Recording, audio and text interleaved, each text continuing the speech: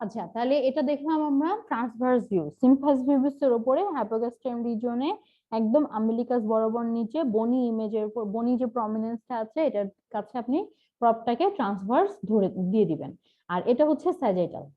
ঠিক আছে, তাহলে যদি কোনো পেশেন্টের ফুল ব্লাডার থাকে তাহলে ট্রান্সভার্স ভিউ কেমন দেখা যাবে? ট্রান্সভার্স ভিউ এর ক্ষেত্রে ব্লাডার দেখা যাবে কিছুটা চার কোনা।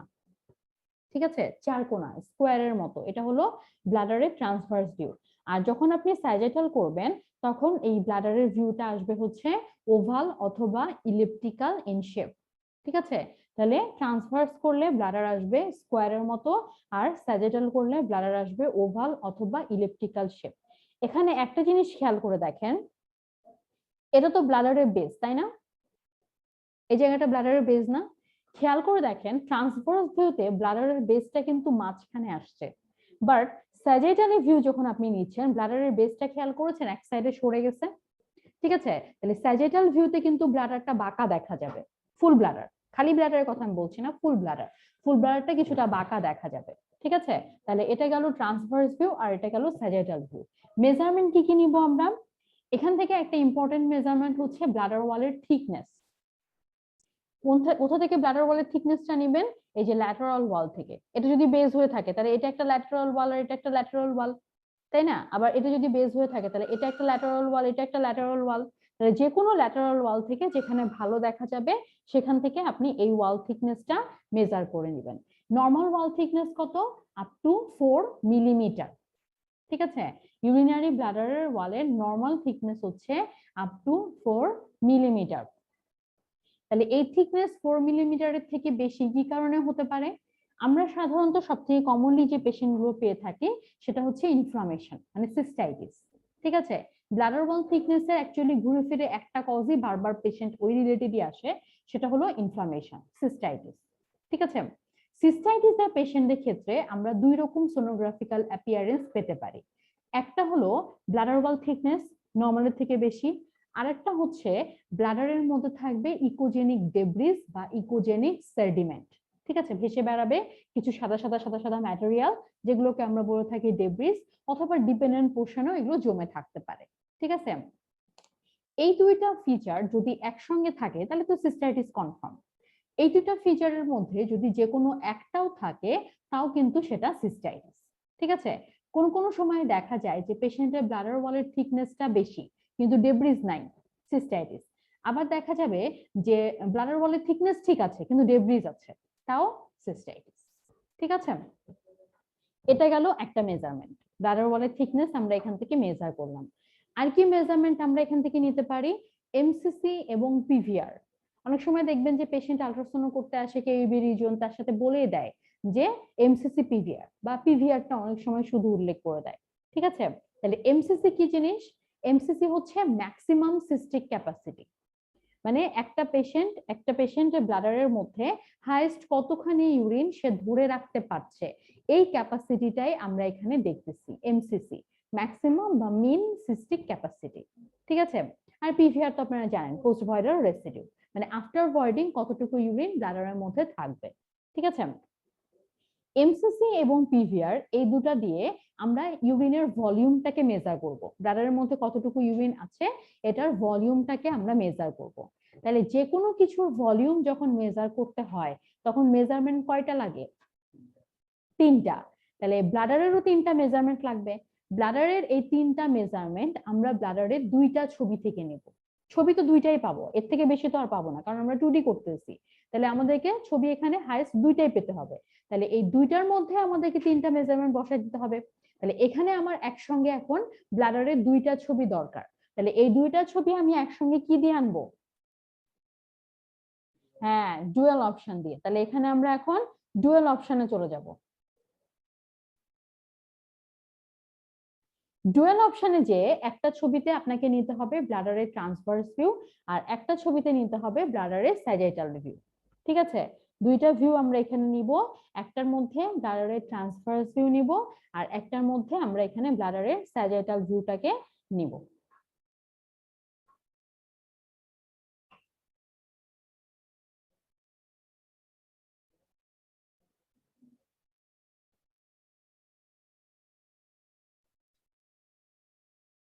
এই যে দেখেন একটা ছবির মধ্যে নেওয়া হয়েছে, মানে এক সাইডে নেওয়া হয়েছে ব্লাডারের ট্রান্সভার্স ভিউ আর এক সাইডে নেওয়া হয়েছে ব্লাডারের স্যাজিটাল ভিউ।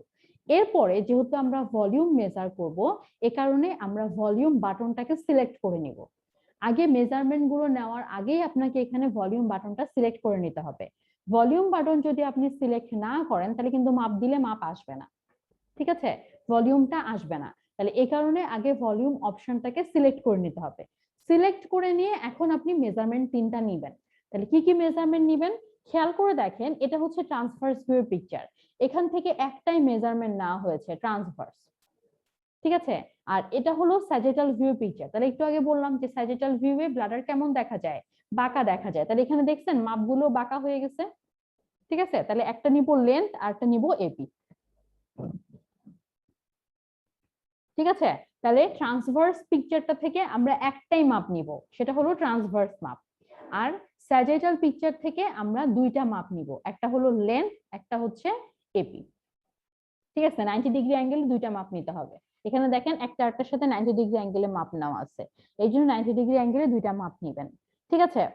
প্রথমে যদি আপনি ভলিউম বাটন সিলেক্ট করে নেন তাহলে এই তিনটা মাপ নেওয়ার পরে মেশিন আপনাকে ভলিউম দিয়ে দিবে, তাই না। মেশিন আপনাকে এখন অটোমেটিক্যালি ভলিউম দিয়ে দিবে।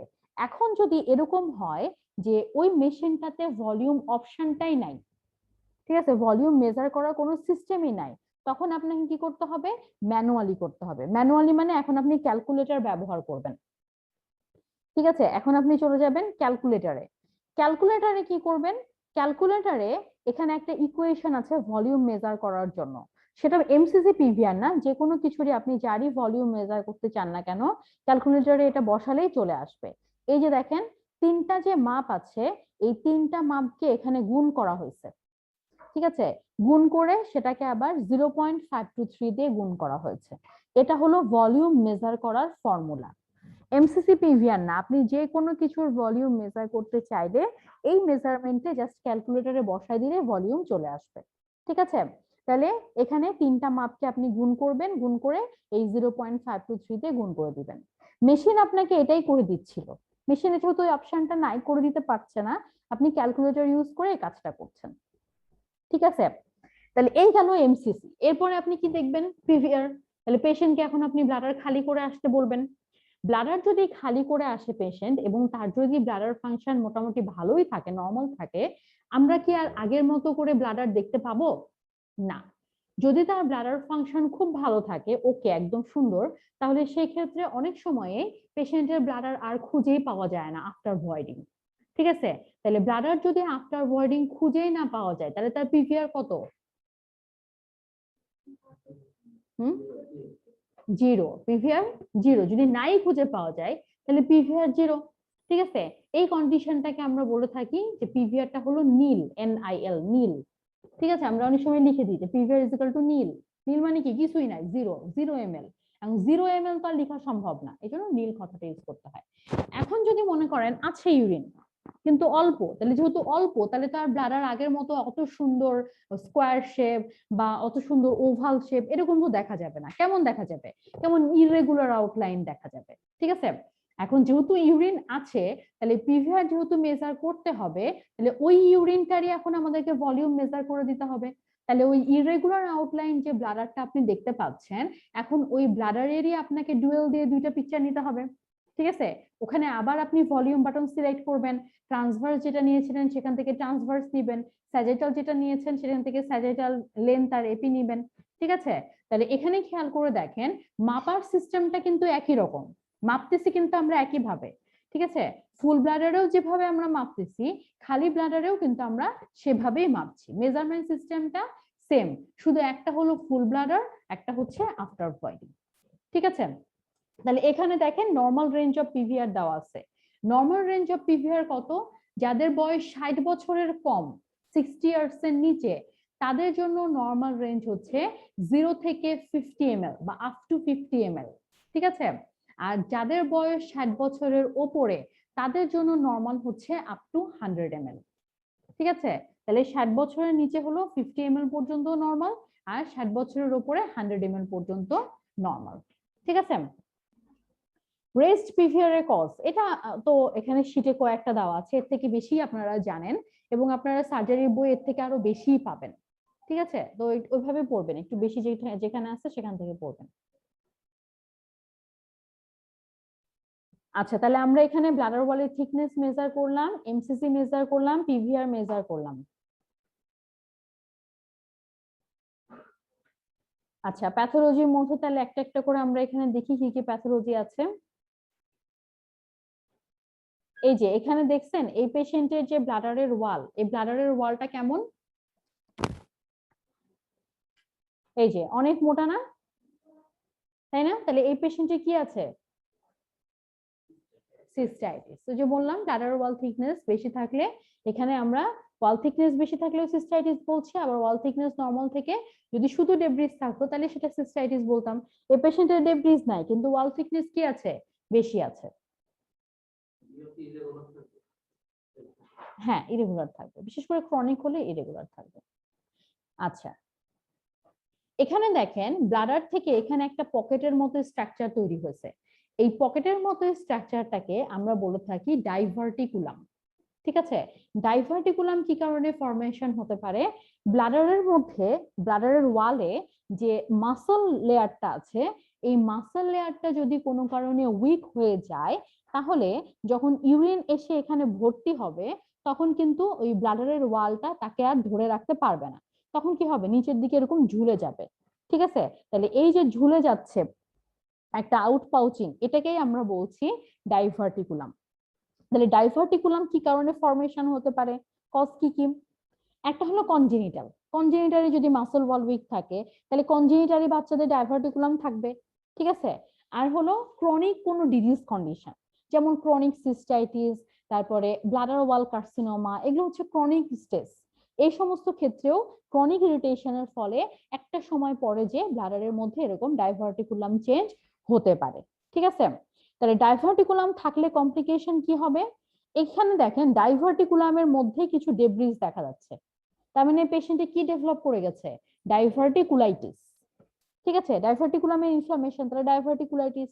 আর কি হতে পারে, এখানে স্টোন হতে পারে, এখানে কার্সিনোমা কোনো গ্রোথ তৈরি হতে পারে, যেহেতু এটা একটা ব্লাডারের ওয়ালের কন্টিনিউয়েশন। ঠিক আছে, তাহলে এগুলো হচ্ছে ডাইভার্টিকুলামের কমপ্লিকেশন। এই যে ওয়াল থিকনেসের কজ এখানে অনেক সুন্দর করে লেখা আছে। আচ্ছা,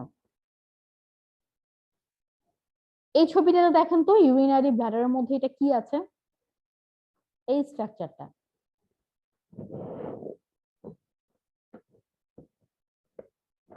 ক্যাথেটার। এটা হলো ক্যাথেটার, এটা হলো ব্লাডারের মধ্যে ক্যাথেটার, এটা হলো ক্যাথেটারের বেলুন, আর এটা হলো ক্যাথেটারের রাবার টিউব। ঠিক আছে, তাহলে ক্যাথেটার যাদের পড়ানো থাকবে তাদের ব্লাডারের মধ্যে এরকম একটা সিস্টের মতো এরিয়া দেখা যাবে, এটা হলো ওই ক্যাথেটারের বেলুন। ঠিক আছে, তাহলে ক্যাথেটার পড়ানো যদি কোনো পেশেন্টদের আমরা লোয়ার অ্যাবডোমিনাল আল্ট্রাসাউন্ড করতে চাই তাহলে এই পেশেন্টের অবশ্যই ক্যাথেটার ক্ল্যাম্প করে দিতে হবে। মোটামুটি আপনি যখন স্ক্যান করবেন তার মিনিমাম 5-6 ঘন্টা আগে থেকে তো স্ক্যান ক্ল্যাম্প করার দরকার। ঠিক আছে, আচ্ছা, এই পেশেন্টের ব্লাডারের ওয়াল দেখেছেন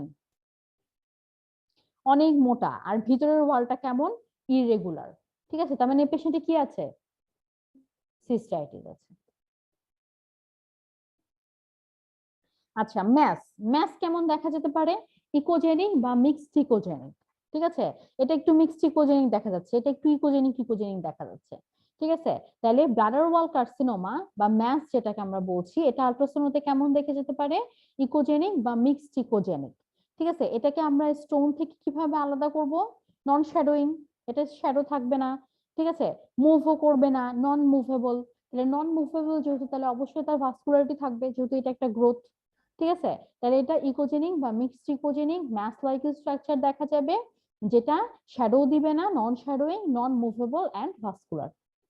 ঠিক আছে, নন শ্যাডোইং, নন মুভেবল এবং ভাস্কুলারিটি থাকবে। স্টোন, স্টোন তো এখানে খুব সুন্দর দেখা যাবে, এই যে শ্যাডো দিচ্ছে, কি সুন্দর শ্যাডো দিচ্ছে। ঠিক আছে, একটা হাইপারিকুইক স্ট্রাকচার ব্লাডারের মধ্যে আছে, সুন্দর একটা ইলংগেটেড হাইপারিকুইক স্ট্রাকচার, এবং সেখান থেকে খুব স্ট্রং একটা পোস্টারঅ্যাকোস্টিক শ্যাডো আসছে। ঠিক আছে, তাহলে এখানে স্টোন খুব ভালো বোঝা যাবে। আচ্ছা, এখানেও দেখেন ব্লাডারের মধ্যে একটা mixed echogenic mass like area দেখা যাচ্ছে। ঠিক আছে? তাহলে এটাকে আপনি যে ম্যাস বা যে আমরা কার্সিনোমা যেটাকে বলছি, এটা থেকে কিভাবে ডিফার করবেন? এখানে যে ম্যাসটা দেখা যাচ্ছে এটা হলো একটা মুভেবল ম্যাস।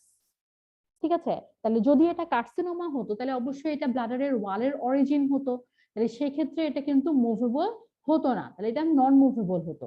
কিন্তু এখানে যে ম্যাসটা দেখা যাচ্ছে সেটা হলো মুভেবল ম্যাস। এর কি ভাস্কুলারিটি থাকবে? থাকবে না।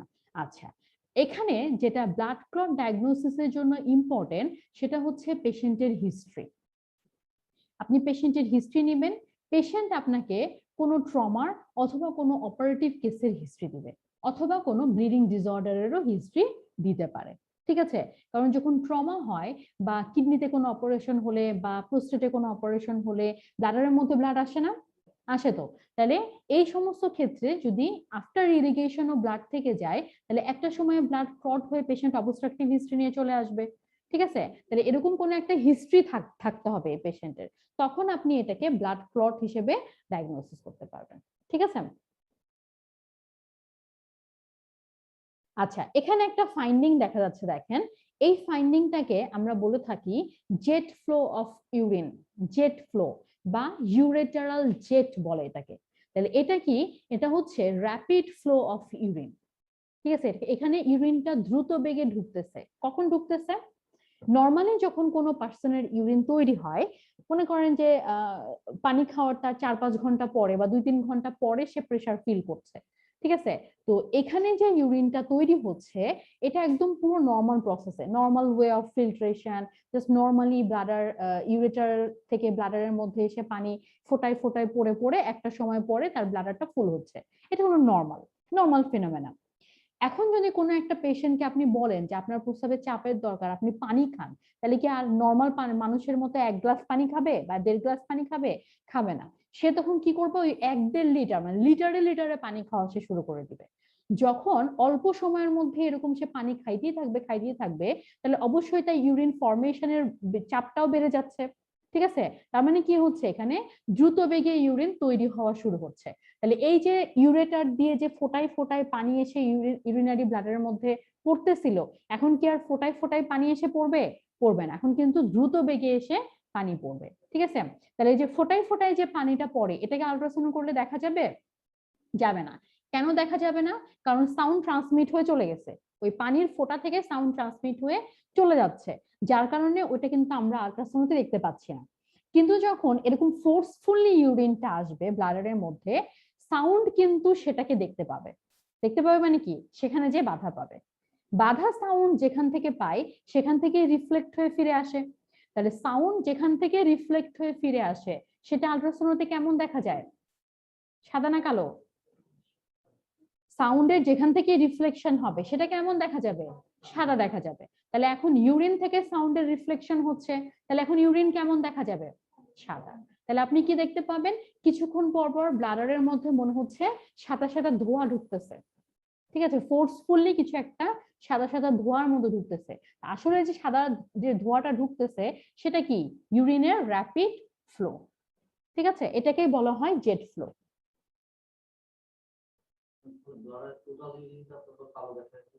হ্যাঁ, ও পুরোটা কালো দেখাবে কিন্তু যে শুধুমাত্র ফ্লো যেটা আসছে সেটাই সাদা দেখা দেবে।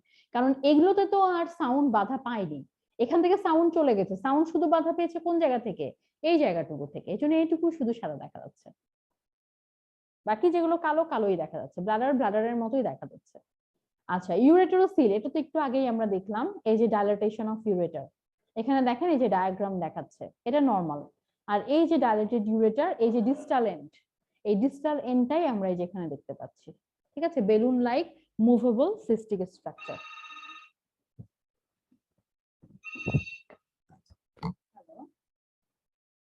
না তো,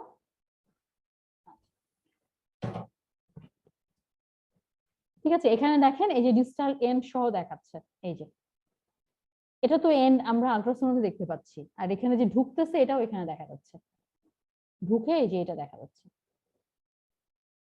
এই তো ব্লাডার শেষ, আর কিছু নাই, শেষ।